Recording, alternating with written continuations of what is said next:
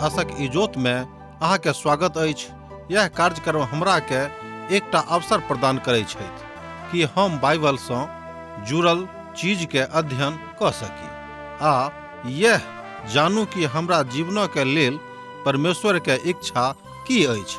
ई उद्देश्य के संग हम यह कार्यक्रम अहाँ के लेल प्रस्तुत क रहल छी। कृपया क देखू आ सुनू ताकि परमेश्वर अहाँ के जीवन के मार्गदर्शक ठहरे।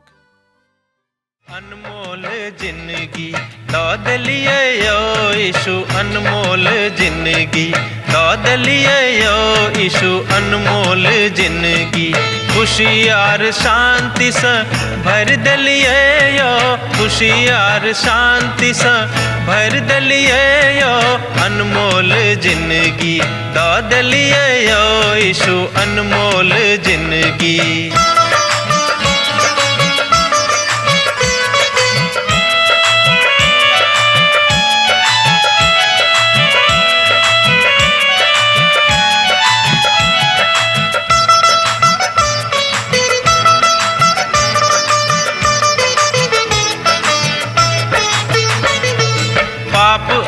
दुख सा व्याकुल छलो जखन, पाप आर दुख सा व्याकुल छलो जखन, मृत्यु के आस में जीव छलो जखन, मृत्यु के आस में जीव छलो जखन, हमरा बदला में बलि भ गेलो यो, अनमोल जिंदगी दाद लिए यो यीशु, अनमोल जिंदगी।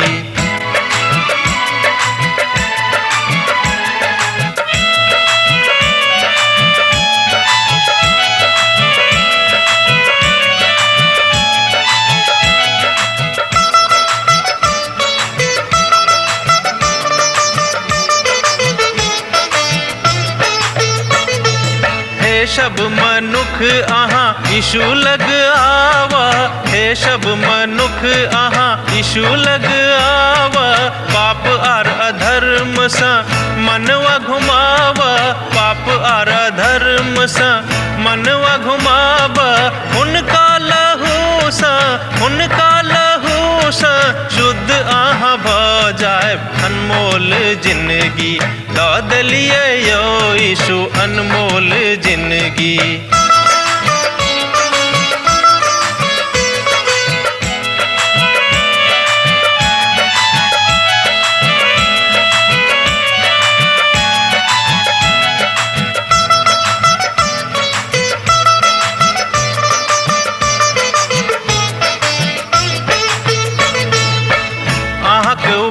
यीशु कखनो ने बिसरब, अहाँक उपकार यीशु कखनो ने बिसरब, दुख आ संकट से चाहे हम गुजरब, दुख आ संकट से चाहे हम गुजरब, सब दिन हाक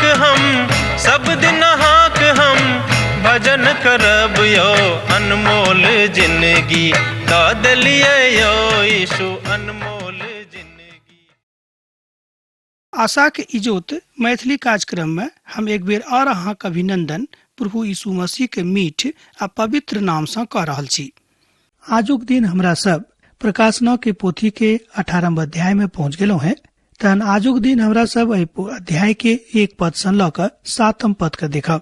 आ जे अध्याय अब हमरा सबक सन्मुख में अछि ओहि में हमरा सब वाणिज्य करय वाला बेबीलोन आ हुनक न्याय के देखे छी, और एक प्रतिक्रिया जे धरती के स्वर्ग में दोनों ठाम होइत अछि तकरा विषय में जाने छी। अध्याय 17 और 18 दोनों में बेबीलोन हमरा सबक सन्मुख में आनल जाइत अछि। आ जे बेबीलोन अध्याय 17 में अछि ओ विलाप वाला बेबीलोन अछि, और 18 अध्याय के बेबीलोन आर्थिक बेबीलोन अछि। प्रथम तो धार्मिक अछि जे झूठा कलीसिया के विषय में प्रतिनिधित्व करैत अछि जे महाकलेशक काल में प्रवेश करती, और दोसर अछि जे आर्थिक और वाणिज्यिक करवला बेबीलोन। वाणिज्यिक केंद्र ए धरती पर अछि, अर्थात धरती पर राजा के द्वारा बड़ प्रेम क ए बातक देखल गेल अछि। दोसर शब्द में वाणिज्य करवला बेबीलोन के संपूर्ण धरती पर राजा बड़ प्रेम करैत छथि। और झूठा कलिसिया का घृणात्मक ए धरती पर राजा सब सेहो बतौने छेत। आ जेना कि हमरा सब ए बातक अध्याय 17 में देखलो है, ई झूठा कलिसिया पतन अछि, अर्थात ए धरती पर राजा के द्वारा कायल गेल अछि। आ जहन मसीह यीशु घुरि क औताह तहन राजनीतिक बेबीलोनक नष्टो करतैथ, कियाकि परमेश्वरक न्यायक द्वारा होइत अछि। आ जे बेबीलोनक भेद अछि, झूठा कलिसिया त सतकालक दिस ल जाइत अछि। ई त प्रथम काल में होइत, अर्थात महाकलिसा के प्रथम काल में, और तहन वाणिज्य व करऽ वाला बेबीलोन मसीह के दोसर आगमन पर नष्ट कयल जेती। ई दोनों बेबीलोन एके नगर व सिटी नहीं होइत। हम व्यक्तिगत रूप में ई विश्वास करे छी जे एमे जरूर कोनो भेद अछि और एमे जरूर कोनो अलग अलग बात अछि। और जनो महाकलेशक कालक अध्ययन में एहि बातक खसैत देखाओल गेल अछि, तकर आध्यात्मिक केंद्र यरूशलेम अछि, अर्थात ओहि काल में आध्यात्मिक केंद्र यरूशलेम भ जाइत अछि। कियाक त यरूशलेम में अछि और झूठा भविष्यवक्ता अपन प्रभावक छोड़ता और जाय में स मसीह विरोधी के लोक आराधना करे। वाणिज्य करऽ वाला बेबीलोन, व्यापार करऽ वाला बेबीलोन प्राचीन बेबीलोन अछि, जे पुनः संसारक व्यापार अर्थात व्यापार करऽ वाला राजधानी बना देते। ई नगर जंगली पशु के आखिरी राजधानी बन जेते आ पशु के राजनीतिक शक्ति के संजोग क राखते। किछ बरख पूर्व एहि बातक सुनल गेल छल जे शक्ति मध्य पूर्व में आबि गेल जेते आ तकरा बाद संसारक शक्ति के किछ कालक बाद समाप्त कयल जेते, जहन ओ तेलक तड़प जेते आ समस्त आन जगह से कायर देते आ तकरा बाद परिचालना एही ठाम से आरंभ क जेते आ तकर परिचालना के तकरा बाद समाप्त कयल जेते। संपूर्ण संसार एहि बातक अनुभव करत और हुनका लग में बहुत शक्ति आबि जेते आ संसारक धन एक खास प्रक्षेत्र में आबि जेते।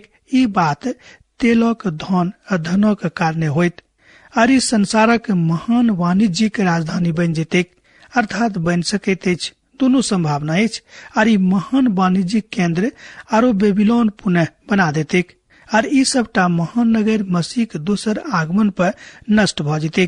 किछ काल पहिने एकटा यहूदी इजरायली के मित्रक चुनौती दैत अछि, जे पर्यटन विभागक मंत्री रहैत।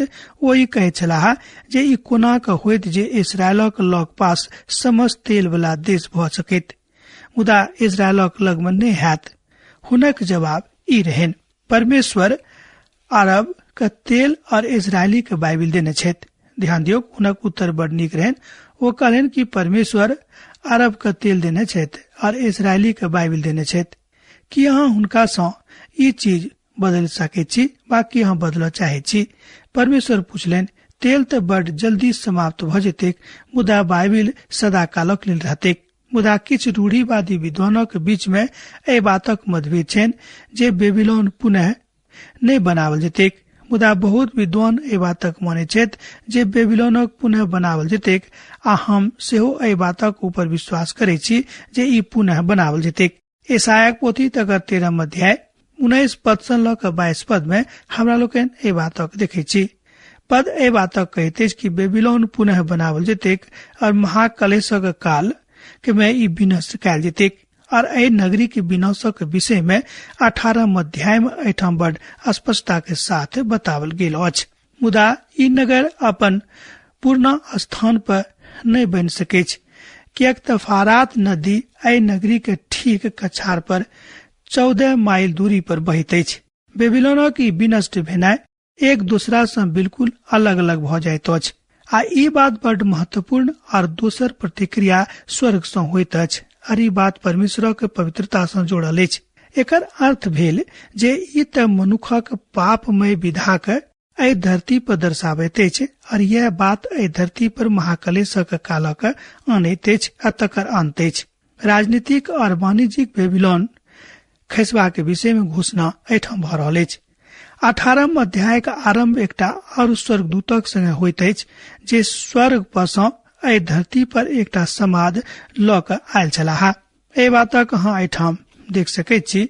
एकरा बाद हम एकटा स्वर्गदूत के स्वर्ग पर सँ उतरे देखलहुं हैं, जकरा बड़ पैघ अधिकार प्राप्त रहन आ धरती हुनक तेज सँ चमक उठलिक।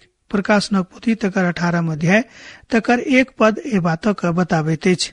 हम एहि पदक ग्रीक अनुवाद अहाँक लेल पुनः आनब, कियाक तऽ हम एहि पोथी में समस्त ठाम एहि बातक करैत एलहुँ हैं। और एहि सबटा बातक बाद हम आर एकटा स्वर्गदूत के देखलहुँ हैं, जिनका लग में बड़ पैघ अधिकारी छथि, आ धरती पुनः चमकैत अछि, आ हुनक चमक संपूर्ण धरती पर पसरि जाइत अछि। आर पुनः हमरा सभक लग में एकटा बड़ रुचिकर कथा अछि। एहि सबटा बातक बाद आ पुनः तकरा बाद 7टा क्रमबद्धताक बाद धरती बेबीलोनक नष्ट भेलाक बाद ई निश्चित रूपेण तरक्की भ जेतैक। एना तऽ 7टा मुहरक बंद करबाक विषय में गप कयल गेल अछि। 7टा तुरही आ 7टा व्यक्ति के बाद 7टा प्रकोप के कटोरा अछि, और यह तऽ महाकलेशक कालक अंत अछि। वास्तव में यह तऽ महाकलेशक कालक अंतक एठाम बताबैत अछि। यूहन्ना कहैत छथि, हम देखलहुँ हैं ओ एखनो एकटा दर्शक छथि, ओ एकटा और स्वर्गदूत देखैत छथि। ई बात हमरा सभक बड़ ध्यान देबाक जरूरत अछि। अध्याय 14 में हमरा लोकन ए बातक देखने छलहुँ हैं, जतऽ 6टा स्वर्गदूतक विषय में एक के बाद एक बताओल गेल छल। ई स्वर्गदूत अलौकिक छथि, जे परमेश्वरक अलौकिक समधिया रहैत, मुदा ओ मौस में विहीन आ बिनु देही के छथि। हुनका लग में बहुत शक्ति छनि, आ ई बातक दिस इशारा करैत अछि, जिनका में स्थित आन स्वर्गदूत सँ बड़ ऊंच छनि, आरो बड़ महत्वपूर्ण समाद लऽ कऽ एहिठाम आबैत छथि वा आयल छलाह। हुनक इजोत सँ धरती चमत्कृत भ जेतैक, अर्थात भ जाइत अछि, और यह बात एहि स्वर्गदूतक इज्जत के आगां ल जाइत अछि, अर्थात हुनक इज्जत के और आगां बेसी बढ़ा दैत अछि। एजेकियलक पोथी तकर 43 अध्याय आ 2 पद में हम एहि बातक देख सकलहुँ हैं। तो ऊंचा स्वर में स्वर पालकनि आ बजलाहा, खसि पड़लिक, बेबीलोन खसि पड़लिक, ओ दुष्ट आत्मा के विनाश और हरेक अशुद्ध आत्मा का अड्डा और हरेक अशुद्ध और घृणित पक्षी का अड्डा भ गेल रहेक। एहि बातक हमरा लोकन प्रकाशनक पोथी 18 अध्याय के पद 2 में देखे छी। बेबीलोनक आरंभिक खसबा के विषय में अध्याय 14 के 8 पद में घोषणा कयल गेल छलैक, आरो पुनः एक के बाद एक स्वर्गदूतक माध्यम सँ बताल गेल छलैक। ओ कहै छै जे खसि पड़लैक, बेबीलोन खसि पड़लैक, ओ महान नगर जे संसारक राष्ट्र सभक पियक्कड़ बना देने अछि, आर ई तऽ ओकरा पापक कारण भेल अछि। एहिठाम जे स्वर्गदूत छथि, हुनका लग में बड़ बेसी शक्ति छनि, आ तहन ओ जे प्रथम घोषणा कयने छथि, शब्द में खसि पड़लैक, बेबीलोन, ग्रीक भाषा में सेहो एहि बातक आगमनक दिस इशारा कयल गेल अछि। आ जहन परमेश्वर कहैत छै जे किछु होमो जा रहल अछि, अहाँ एहि बातक बाजि सकैत छी, आ जे होमे जा रहल अछि बा होमो वाला रहेक ओ तऽ भ गेल अछि, अर्थात प्रभु यीशु मसीह जे करबाक रहनि ओ कऽ देने छलाह। कियाक ती होमो वाला अछि, कियाक ती बड़ अद्भुत बात अछि, कियाक तऽ परमेश्वरक योजना ई बात होमो वाला के दिस इशारा करैत अछि, कियाक तो आरंभ सँ अंत धरि जानैत छथि। बेबीलोन जे संसारक महान वाणिज्यिक नगर छल, ओ विनष्ट हो जा रहल अछि, एकटा दुष्टात्मक निवास स्थान और समस्त अशुद्ध चिड़ै के पिंजरा। ई इशारा करैत जे बेबीलोन में समस्त प्रकारक अशुद्धता निवास करैत छल, आ बताबैत जे सहस्राब्दी सँ पूर्व भौतिक विधा समस्त नष्ट भ जेतैक। भविष्यवक्ता एसाया और जरमाया एहि बातक पक्का कऽ देने छलाह। एसाया पोथी तकर 13 अध्याय 19 पद सँ लऽ कऽ 22 पद में अहाँ देख सकैत छी। आ तकरा बाद यिर्मयाह पोथी तकर 50 अध्याय 38 पद सँ लऽ कऽ 40 पद में ई भविष्यवाणी सब के कयल गेल अछि, जे बेबीलोनक विषय में रहेक, अंतिम विनष्ट होयबाक विषय में ओ कहैत छथि। आर एठाम प्रकाशनक पोथी तकर 18 अध्याय में, आ जँ अहाँ ई सत्य के मानै छी, तहन एठाम कोनो भविष्यवाणी नहि अछि जे बेबीलोनक बचा सकैत अछि, बा ओ दोबारा नहीं बनतैक। बेबीलोन समस्त दुष्ट शक्ति के मुख्यालय अछि, आर एहि कारणे द्रोहिक स्थान ओ बनि गेल अछि, कियाक तऽ ओकर व्यभिचारक भयानक मदिरा के कारणे समस्त जाति सब खसि गेल अछि, आ धरती के राजा सब हुनका संगे व्यभिचार कैलाहा, और धरती के व्यापारी सुख विलापक बहुतायतक कारणे धनवान भ गेल छथि। प्रकाशनक पोथी तकर 18 अध्याय के पद 3 में एहि बातक देखावल गेल अछि। सब केओ पियक्कड़ भ गेल छथि। एहिठाम दू प्रकारक अनुभूति अछि। दोनों प्रकारक के पांडुलिपिकार नैतिकता के बताबैत अछि जे ओ पतन भ गेल रहै। सब केओ पीने छलाह। ई त पैघ धंधा के ऊपर परमेश्वरक न्याय अछि जे परमेश्वरक अधिकार के नहीं माने छलथि।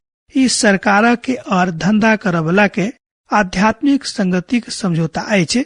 एहिमे सँ किछु बातक हमरा सब एहिठाम देखै छी। एहि बातक महक ऊपर स्वर्ग में सेहो पहुँच जेतैक वा पहुँच जाइत अछि। एहि बातक विषय में सेहो एहिठाम गहन अध्ययन का हमरा लोकनि देखै छी। एहिठाम धंधा करय वाला अर्थ अछि जे सब यात्रा करै छथि। एहिमे ओ सब नहीं छथि जे सब किछु उत्पादन करै छथि वा किछु चीजक बनाबैत छथि, मुदा ओ सब जे बिचमानी करैत छथि वा जे सब बहुत फायदा के लेल दलाली करैत छथि। पवित्र गामक दिस ने, मुदा एहिठाम हमरा लोकनि दूसरे तरहक गामक देखै छी, नगरीक देखै छी जे बात पवित्र गामक दिस इशारा नहीं करैत अछि, जे एहन चीजक बनाबैत अछि किछु हानि नहीं करतैक। आजुक युग में ई सत्य अछि। आजुक युग में लोग धंधा के एहि तरह प्रयोग करैत छथि जे हुनका लग में परमेश्वरक काल नहीं अछि। अर्थात आजुक युग में जतेक लोग व्यापार में जुड़ल छथि वो हमेशा एहि बातक अहाँके बाजतथि कि हमरा लग में भाई समय नहीं अछि जे हम प्रभुक मंदिर में आबी, हमरा कलिसिया में आबे के काल नहीं अछि। मुदा एहि बातक ल क अंत में परमेश्वरक सन्मुख में आवश्यक ठाड़ होमो पड़तैन। परमेश्वर ईश्वर विहीन धंधा का न्याय कर रहल छथि। अर्थात संसार जे ईश्वर विहीन भ गेल अछि तकर न्याय परमेश्वर कर जा रहल छथिन और पैघ धंधा एहिमे शामिल नहीं भ सकै। हम अहाँके एहि बातक लेल पक्का वाचा द सकलहुं हैं। वास्तव में हमरा सबक काल में बहुत किछु एहने अछि। आब पुनः हम स्वर्ग में से एकटा शब्द के सुनलहुं हैं, हे हमर लोग सब, ओहि में से निकलौं जे अहाँ हुनक पाप में भागी नहीं होयबा के और हुनक विपत्ति में से कोनो अहाँक ऊपर आबि नहीं सकेक, अर्थात आबि नहीं जायक। प्रकाशनक पोथी 18 अध्याय के पद 4 में हमरा लोकनि एहि बातक देखै छी। एहि बातक ल क बड़ सावधानी पूर्वक बाजि रहल छथि। ई पद एहि बातक कहैत जे परमेश्वरक लोक एहि संसारक अंत धरि जायत, अर्थात अंतिम छोर धरि जायत। ई कलिसिया के विषय में नहीं कहैत अछि, कियक त कलिसिया त महाकलेशक आरंभ में होइत अछि। एहिठाम से उठावल गेला के बाद, उठावल जेता के बाद मुदा परमेश्वरक लोक एहि धरती पर महाकलेशक काल में रहतैथ। ई प्रश्न त बराबर भ रहल अछि, कियक त एहि द क राज सकला यह तो अछि कि ओ मसीह के संगे विश्वास योग ठहरता। हाँ, वो सब त ई करता। याद करियो परमेश्वरक लोक जिनक संख्या 1,44,000 रहन हुनका संगे आरंभ करैत छथि। ई त प्रभु यीशु मसीह के दृष्टांतक जकाँ लागैत अछि, जेना कि ओ बाजने रहते कि प्रभु यीशु मसीह एकटा चरवाहाक जकाँ मनुखक बीच में आबि क काज केने छलाह। अर्थात मनुखक बीच में आबि क एकटा चरवाहाक जकाँ काज केने रहैत। एहि विषय में ओ बाजने रहैत जे 100 भेड़ा के चराबे छलाह। ओहि में से एकटा भेड़ा जो कतौ छूटि जायत तहन जे चरा रहल छै चरवाहा, ओ हुनका बिनु अन्न बिनु खोजने ओ 99 टा के ल क घुरि क नहीं होतैथ, कियक त हुनका से हुनका बड़ लगाव रहैत छनि। वो 100 भेड़ा के साथे अपन यात्रा के समाप्त करैत छथि, 99 टा के संगे ने, कियक तो 99 भेड़ा के खोजबाक लेल जाइत अछि।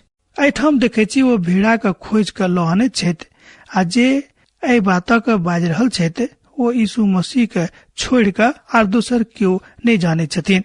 परमेश्वरक पूतक छोड़ि क आर केओ नहीं छथि। ओ अपन लोकक बेबीलोन से बाहर करबाक लेल तैयार छथिन, जाहि सँ मनुष्य जाति पाप में खसल जा रहल छथि। मात्र प्रभु यीशु मसीह एक छथि, परमेश्वरक पिता के एकलौता पुत, जे मनुष्य का सांसारिक बेबीलोन से अर्थात पापक नगरी से अलग क सकैत छथि, निकाल क आनि सकैत छथि। जन लूत के सदोम बाहर अयबाक लेल कहल गेल रहन, जेना कि लूत के बाहर आबे के लेल कहल गेल रहन, जाहि सँ ओ परमेश्वरक आगि के न्याय सँ बच सकैत छलाह। उत्पत्ति पोथी तकर 19 अध्याय में हमरा लोगन ए बातक देखे छी। एतद परमेश्वरक ओहि लोक सबके चेतौनी द क देबाक गेल रहन आ जहान ओ महाकलेशक रहता हुनका सभक ई सबटा बात आबि जेतन। एक बादो अर्थात कतेक दिनक बादो में जो हाँ ए सबटा बातक देख लेब तो प्रभु के दिस फिरता आ जो हुनक शब्दक सुन के विश्वास योग अर्थात दृढ़ता के साथ उनका संगे रहबे के त ई बात अहाँ जिंदगी में भ जायत। कियाक त प्रभु परमेश्वर दया से भरल परमेश्वर थिका ओ हुनका सबसे बदला लेतेन जे सब नीक लोकक सतोतेन आ नै हुनका नाश क देतेन जे हुनका लग में आबि जेतेन। एठाम प्रभु के महान दर्शन का महान सिद्धांत के हमरा लोग देखे छी। वो चाहे छथि कि क्यों नष्ट नहीं हुए मुदा सब क्यों अनंत जिंदगी पावे। व्यवस्था विवरणक पोथी तकर 4 अध्याय के 30 पद आ 31 पद में सेहो ए बातक देखाओल गेल अछि।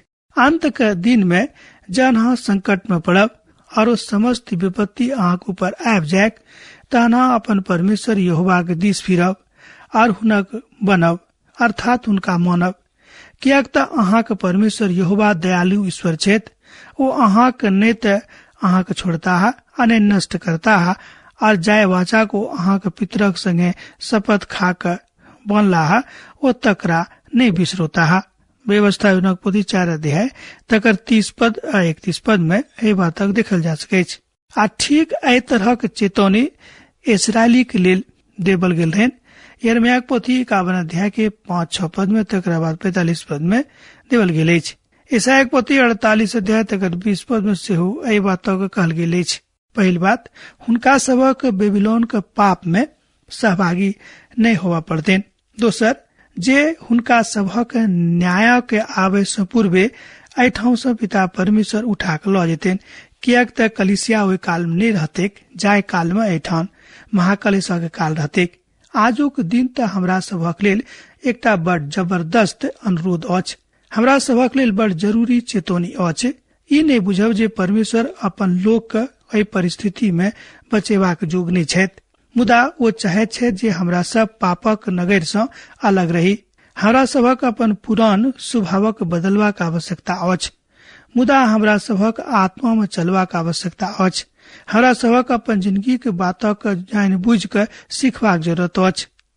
वो तो अब पापक न्याय करता और अपन न्याय के सिंहासनक लग में भेटता। परमेश्वर हमरा सबक आजुक दिन में ए बातक मौका द रहल छथि जे हमरा सब अपन अपन पापक विश्लेषण करी। कियाक त पहिल कुरिन्थियों पोथी 11 अध्याय के 31-32 पद का अहाँ देख सकै छी। वहाँ ए बातक विषय में बताओल गेल अछि। एहि कारणे अहाँ में बहुत क्यों निर्बल और रोगी छथि और बहुत लोग सुइत से हो गेल छथि। आ जौ हाँ अपन पापक मान ली आ तो दंड अहाँ नहीं पाबे छी मुदा प्रभु हमरा दंड द के हमरा ताड़ना करे छथि। एतद जे हम संसारक साथ दोखी नहीं ठहरी। ए बातक हमरा लोकन पहिल कुरिन्थियों पोथी 11 अध्याय के 31-32 पद में देखे छी। मुदा प्रभु हमरा दंड द के हमर ताड़ना करे छथि। एतद जे हम संसारक साथ दोखी नहीं ठहरी। हमरा सब अपन पापक कोना के न्याय करब। प्रथम यूहन्ना पोथी तकर 1 अध्याय के 9 पद में वही बातक बाजने छथि। आ जो हम अपन पापक मान ली तो हमर पापक क्षमा करबाक और हमर समस्त धर्म से शुद्ध करव में विश्वास जोग अधर्मी छथि। पहल यूहन्ना पोथी 1 अध्याय के पद 9 में हमरा लोकन ए बातक देखे छी उनक सामर्थ्य के देखे छी। एहि बातक माननाय के अर्थ अछि माननाय जरूरी अछि। अपन विकृत पर वो कतेक बातक कहे छथि और एठाम जे वो किछ कहे छथि वो अपन महान बातक विषय में बता रहल छथि। जे किछ कैलहुं है वो अछि पाप। अपन पापक नहीं मानबाक लेल हमरा सबक लग में बहुते बहाना अछि। हमरा सब कहे छी जे हमरा सब जे किछ कर रहलहुं है वो पाप नहीं अछि। ई त हमर पड़ोसी का हाथ अछि। हम पाबै छी जे हमरा ए बातक कहे छथि हम करे छी। हमरा सब अपन अपन पापक नहीं मानबाक लेल तरह तरह के तर्क दैत रहे छी जाहिसँ हम ई बुझी जे किछ हम कर रहलहुं पाप नहीं अछि। ई संभव नहीं अछि। हमरा सब अपन पापक मानबाक लेल तैयार रही आ तैयार होबाक जरूरत अछि। हमरा सबक न्याय त मसीह के न्याय सिंहासनक सन्मुख में होइत। बहुत लोकक पाप त ओहि कालो धरि न्याय नहीं होइत जाबे धरि ओ मसीह के न्याय सिंहासनक लग में उपस्थित नहीं होता। एहि बातक बड़ स्पष्टता के साथ एठाम बखान कयल गेल अछि। हमरा सबक समस्त हिसाब किताब हुनक बातक लग पूरा करबाक छनि, कियाक तऽ हुनक पाप ढेर स्वर्ग धरि पहुँच गेल अछि और हुनक अधर्म परमेश्वरक याद नहीं रहैत छनि। प्रकाशनक पोथी 18 अध्याय के 5 पद में हमरा लोकनि एहि बातक देखैत छी। अब हमरा विदा दिया, कियाक तऽ अहाँ से विदा होय के हमर बेरा भऽ गेल अछि। पुनः अहाँ से दोसर दिन दोसर कार्यक्रम भेटत। यीशुक नेह अहाँक जिंदगी में बनल रहेक। आमीन। हमर विश्वास अछि कि ई कार्यक्रम अहाँ के लेल लाभदायक सिद्ध अछि। हम चाहै छी कि अहाँ अपन आशीषों के हमरा संग साझा करू। जँ अहाँ के नजीक बाइबल से आ जीवनों से संबंधित कोनो प्रकार के प्रश्न भऽ सकै अछि तऽ अपन समस्या के लेल प्रार्थना करबा के लेल जँ चाहै छी तऽ हमरा फोन नंबर पर जरूर संपर्क कऽ सकै छी। परमेश्वर अहाँ सब के लेल एकटा सुंदर, सुखद, आनंदित दिन प्रदान करैक।